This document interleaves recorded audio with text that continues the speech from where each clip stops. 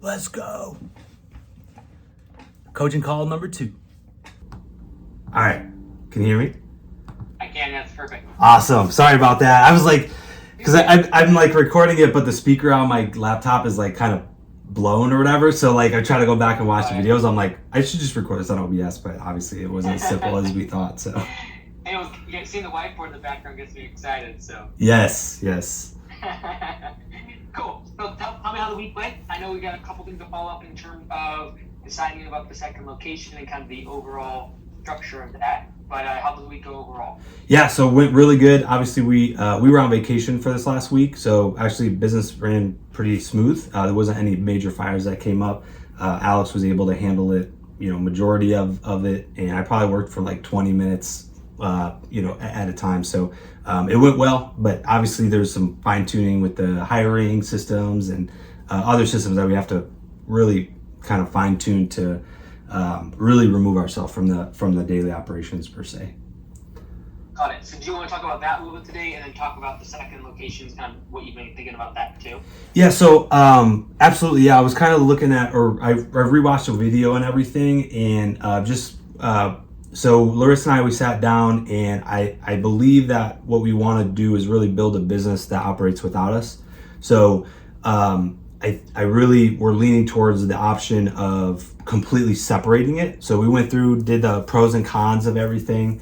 And I think at the end of the day, for the profit sharing and then having the business to run without us, I think is what makes the most sense.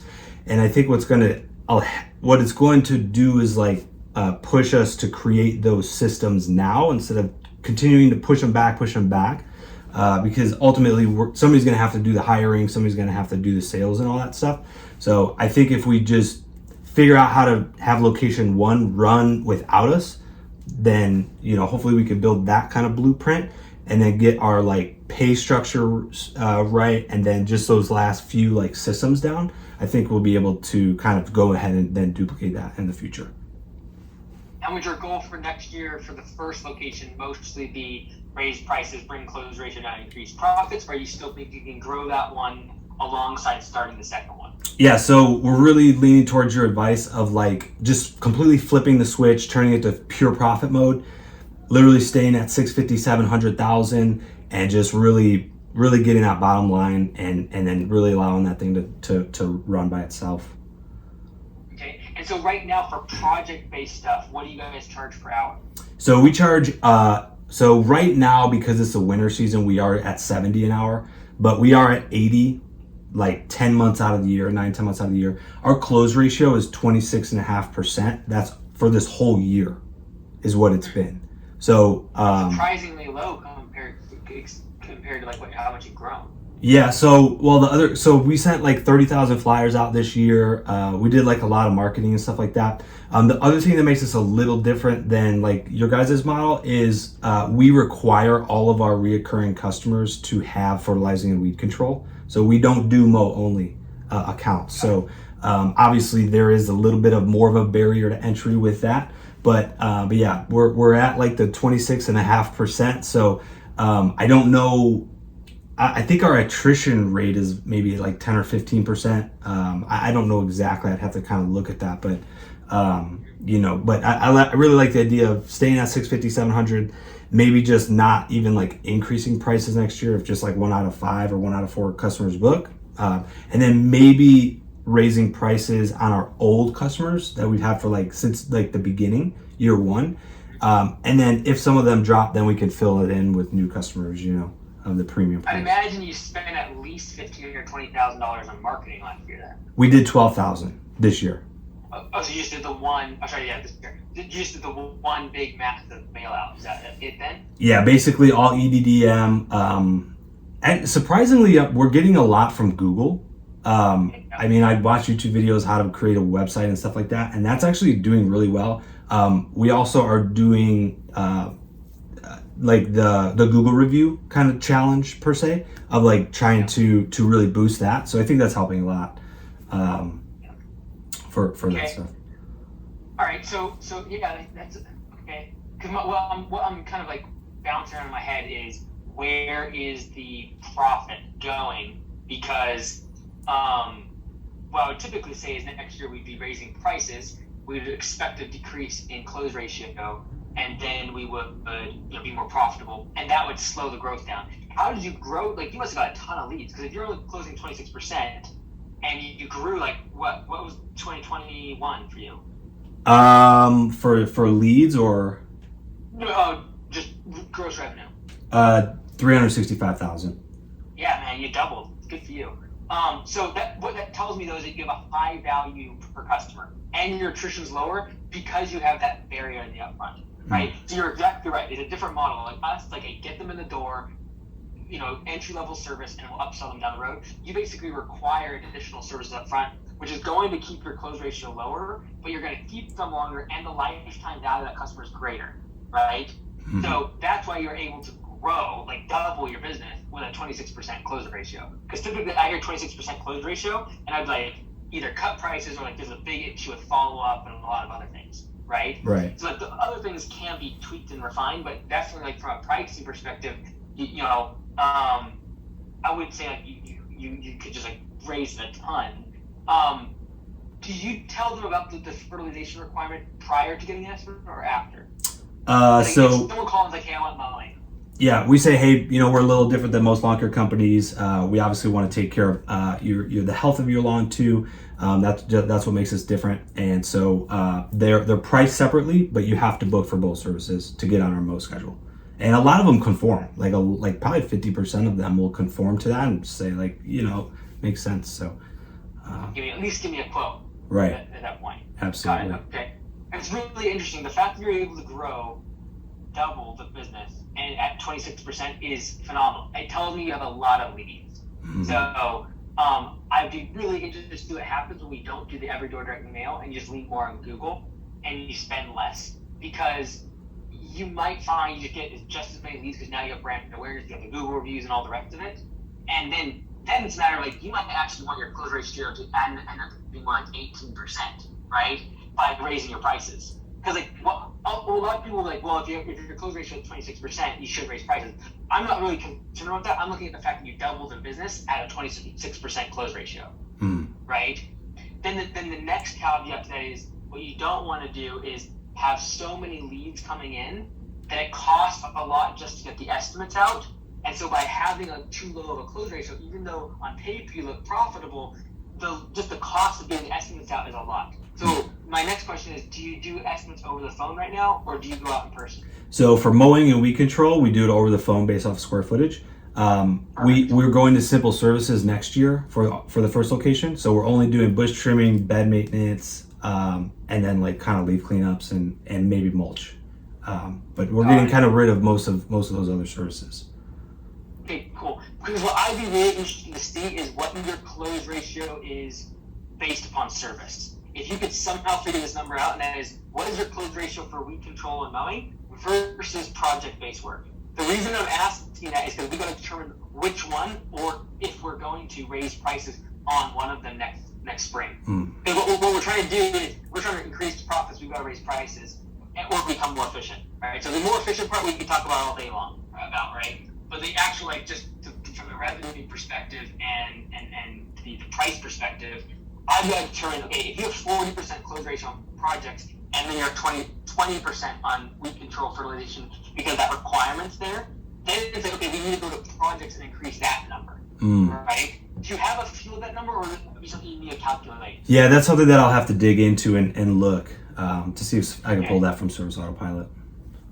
Because what I'm not concerned about, but one thing that a lot of times people will do is they'll go in the mindset like, oh, we're not going to grow much. But if you don't change anything, you're just going to have a ton of leads, and Alex will just be overwhelmed, and he'll eventually just like be like, I can't do anything, right? Right.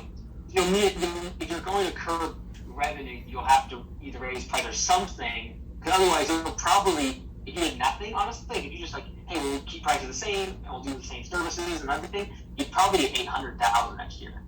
Yeah, probably, absolutely. But by doing $800,000, you need a couple more trucks. You have to put more pressure on him to hire. Your profits would be marginal again. The goal is really like, let's keep the same trucks, keep the same capacity in terms of labor and equipment, but then boost profits by simply you don't have to go out and do the marketing. You don't have to go out and I'm sure this year you probably bought at least 2 trucks, I'd imagine, right? What's that? Did you buy at least 2 trucks this year, like in 2022? Yeah, we bought 2 trucks this year. Yeah. Yes, the goal, like all of that extra cost of marketing and assets that you had to buy this year is basically where we're going to save next year by hopefully curbing, growth. Gotcha. Right?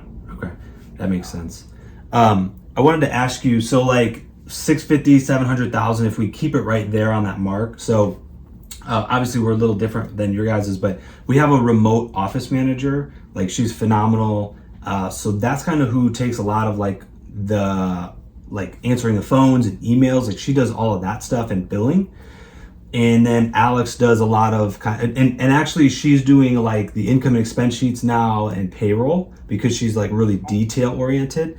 So, and then obviously Alex is going to be, potentially like hiring and doing the sales for that location.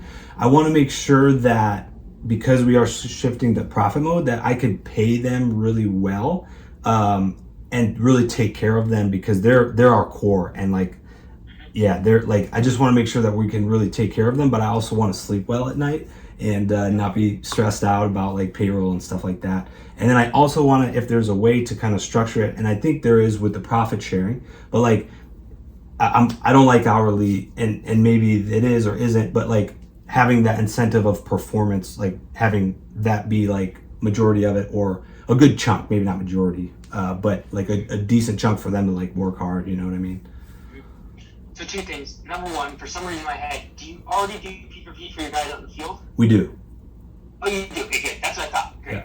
Yeah, so for a manager or for an office person, P4P in and of itself isn't going to work. Simply because it's too hard for them to track everything that they're doing, and especially for his role where you're like interviewing people, then you're doing marketing, then you're doing estimates, you're juggling a whole bunch of stuff. Like, it's just, there's just no way you're going to be able to accurately be able to predict like production. But like, P4P works great for production level. It does not work well beyond executive. It doesn't. And so, and even admin, right? So if you look at like the 3 different, parts of the business, you typically have sales, and then you have your production, and then you have your admin, right? So he's really focused on sales / admin, but production is really the only thing that P4P works well for, right? So guys out in the field producing the work. The same thing you go through if you're producing a product, right? Like people in the assembly line works great for them. What I would recommend is if the goal of this location is profit, incentivize them based upon profit. Gotcha. Because they're the deciding factor of the success of this location. Every single location, when you start getting multiple locations, will hinge on how that GM performs. And so if your goal in having that location is just, I want this to be profitable, then just give them profit sharing. And what I would recommend is sit back and say, okay, let's just say this year it did, after paying you, it gave you, let's just say 60 grand, right? I know we went over the numbers, let's just say, for sake of example, 60 grand. Okay, well, if I gave 25% of that away to my executive admin and sales, that's going to be looking at 15 grand extra off the paycheck, off of what my profits are. Well, that means I need to now make 75 to 80,000 just to get what I made last year in profit, right? Just because of the profit sharing. I have the inclination, just by the fact that we're cutting out, buying a couple trucks, the extra marketing, and potentially raising prices on some of our services, that's going to get far eclipsed, right? And so what I would recommend doing, if I was you, is give yourself an owner's salary. You'll have to do this from a legal, like a tax perspective. Give yourself a salary. It can be small, even if it's like 30 grand a year, but give yourself a salary that is above the profit line. Like, this includes your time. Like, if you're spending more time in this location too, it should be more. It should be like 50 or 60. Whatever that number is that you feel you should be getting and it would cost to replace you, take that as a salary. That's going to go in wages above the profit line. Anything at the bottom, you're going to give them a chunk of. Now, what you're comfortable giving to them is really up to you. What I would recommend doing is doing some sort of graduated over the course of 3 years. Say, for example, the first year you're going to get 7% of profit. The next year you're going to get 8% of profit. The third year you're going to get 10% of profit. And it'd be each of them, right? For example, I'm just giving you as examples. You could run the math of what you're comfortable with and run them based upon this year's kind of profit numbers and see, okay, is an extra 10 grand going to be incentive enough for them to stay, right? Because what you don't want is that number to be like so minimal, it just doesn't mean anything. Right. And so what I would do is quarterly. Don't do monthly because there's going to be months where you potentially might lose money. if you're buying trucks or you're growing or during the winter, for example. So I would do it on a quarterly basis and just take up a percentage of profits. Gotcha. So if like Alex and Elizabeth are really going to be kind of running that location and we're kind of stepping back, do we still need to pay ourselves like a 30,000 kind of owner salary, or could that be like lower per se? Are you an S corp or are you an LLC right now? We're an S corp. Yes, so you'll have to pay yourself an owner salary, and you'll have to have some W-2 income. From a tax perspective, you want that to be as low as possible. And now, from a selfish business owner that's a miser perspective, you want that to be higher because that's going to be considered a expense above the profit line. Does that make sense? Yes. Yes. So there's this perfect balance because they potentially might question you on your salary, but you also don't want your salary to be too high because that's a whole lot higher taxes as a W-2, right? So really, you just got to sit down and be very realistic. How much time do I spend in this location? What is that worth to this location? That's what your salary should be. Because that's what the IRS would come after you and ask you for if you do not if they had not on you. Gotcha. Okay. Awesome. Sounds good. And if it's a fair number, you don't mind sharing with them. Be like, hey, yeah, I take owner's salary. It's considered part of wages. Because I spend X amount of hours, I consider my time worth X amount. That's my salary. That's what I get from this location. Right. Yeah. Because like currently right now we're paying like hourly for them $20.50, which I think is a little low because sometimes the guys out in the field are like making a lot more. And the other thing too is like we kind of go down to 4-day work weeks in the winter just because there's like less and we kind of get more work done in 4 days. So it's like their paychecks are kind of getting lower and things like that. So it's like, I don't know if we should really shift over to salary per se too soon because we are only working 4 days a week, but I also want to take care of them and make sure like, you know, they're I would getting... keep on hourly as long as you possibly can. Okay. I've always seen the salary that goes south. I hate salary. Yeah. So I would recommend if you want to guard those things, the number one, on that 3-year graduated scale, give them bumps in base pay. So okay, first year one, $21, then $23, then $25. The reason I know that graduated scale will work well is because by year 3, they're going to think if they're still with you, it'll be so dialed in, it'll be way more profitable. So give them incentive baked in to stay by increasing their base pay and the percentage of profit that they're getting. Gotcha. So that way they have the consistency of a base pay going up. They know that if they stay, and they know they have more and more upside of a profitable business, which is the main thing you want them to focus on, profitability. Gotcha. Okay. Awesome. And then if you're really concerned about the winter side, what you could also do is say, hey, by the way, you'll never make less than X amount per week. And just put a bottom floor on it, knowing that you might hit that once or twice throughout the year. But that's a better fix than giving salary. Because what also happens when salary happens is they start working, but the flip side happens. And then in the spring when we're having to work 50, 60 hours a week, they run the math and like, oh my word, I'm making $50 an hour. Right. So you're going to hurt yourself on the other side of the equation with a seasonal business if you're trying to guard the downside. So just say, hey, you're still hourly. Here's the increments, year 1, 2, and 3 for both your base pay and your profit sharing. And by the way, during the winter, I want to make sure you feel comfortable. You'll never make more than X amount per dollar per paycheck. Gotcha. Okay. Awesome. That sounds good. I'm sorry. Did you have a question?